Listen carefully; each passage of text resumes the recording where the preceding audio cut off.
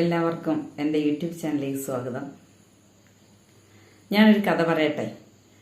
കഥ എന്ന് പറയുമ്പോൾ വെറും ഒരു കഥയല്ല, ഒരനുഭവ കഥയാണ്. ഒരാനക്കഥ. ആനക്കഥ എന്ന് പറയുമ്പോൾ ഒരു വലിയ കഥയെന്ന ആശയമല്ല, ആനയുമായി ബന്ധപ്പെട്ട ഒരു കഥ. ഇപ്പോഴൊക്കെയാണ് ഈ ഉത്സവ സീസണൊക്കെ നടന്നുകൊണ്ടിരിക്കുകയല്ലേ. ആന എഴുന്നള്ളത്തും എല്ലാം ഉണ്ട്. ആന പിന്നെന്താ പറഞ്ഞത്, ബഹളം ഉണ്ടാക്കി, പ്രശ്നങ്ങളായി, 2 പേര് മരിച്ചു, 3 പേര് മരിച്ചു എന്നൊക്കെ വാർത്ത കേൾക്കുമ്പോൾ പെട്ടെന്ന് ഞാൻ വിചാരിച്ചു, എൻ്റെ ഈ അനുഭവം പിന്നെന്താ എൻ്റെ സുഹൃത്തുക്കളോടൊന്ന് പറഞ്ഞാലോ, അതുവരും കൂടെ ഒന്ന് കാര്യങ്ങൾ അറിയട്ടെ. അറിഞ്ഞ് പലതും അതിനകത്ത് അറിഞ്ഞുകൂടാത്ത എന്തെങ്കിലും ഉണ്ടെങ്കിൽ അവരും ഒന്ന് മനസ്സിലാക്കട്ടെ എന്ന് ചിന്തിച്ചുകൊണ്ടാണ് ഞാൻ ഈ കഥ പറയാമെന്ന് വിചാരിച്ചു. തുടങ്ങട്ടെ.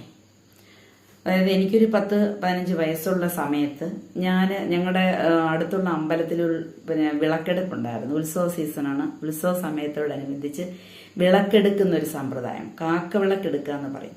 അതായത് ഒരു 10 ദിവസത്തോളം നമ്മൾ വ്രതം നിന്ന് ഈ വിളക്കെടുക്കണം. അന്ന് എനിക്ക് നീളം കുറവായിരുന്നു. എൻ്റെ അമ്മ അതുകൊണ്ട് ദേവിയോട് പറഞ്ഞിരുന്നു, മോക്ക് നീളം വെക്കാൻ വേണ്ടി ഞാൻ വിളക്കെടുത്തോളാം എന്ന് അമ്മ പറഞ്ഞിരുന്നു. അപ്പം അത് അമ്മ എന്തായാലും കേൾക്കാതിരിക്കില്ല എന്നായിരുന്നു എല്ലാവരുടെയും വിശ്വാസം. പക്ഷെ അത് അങ്ങനെ തന്നെയായി, നല്ലതായി തന്നെ വന്നു. അപ്പോൾ അങ്ങനെ അമ്മ നേർച്ചയിട്ടതുകൊണ്ട് ഞാൻ ചെന്ന് പറയും, അമ്മേ ഈ ഉത്സവത്തിന് അവിടെ വാങ്ങിച്ച ആനയായിരുന്നു. അത്ര ഒരു 2-3 വയസ്സുണ്ട്, 3 വയസ്സോളം ഉണ്ട്. അപ്പോൾ അമ്മയെ ആന ഇങ്ങനെ നോക്കുന്നുണ്ടല്ലോ, അമ്മയെ എനിക്ക് പേടിയാവുന്നത്. അപ്പോൾ അമ്മയും എല്ലാവരും പറയും, അതവൾക്ക് തോന്നുക, അവള് പോകാതിരിക്കാൻ വേണ്ടി പറയുന്നതെന്ന് പറയും. അപ്പോൾ രാവിലെയും വൈകിട്ടും വിളക്കെടുക്കണം. അപ്പം 10 ദിവസവും എടുക്കണം.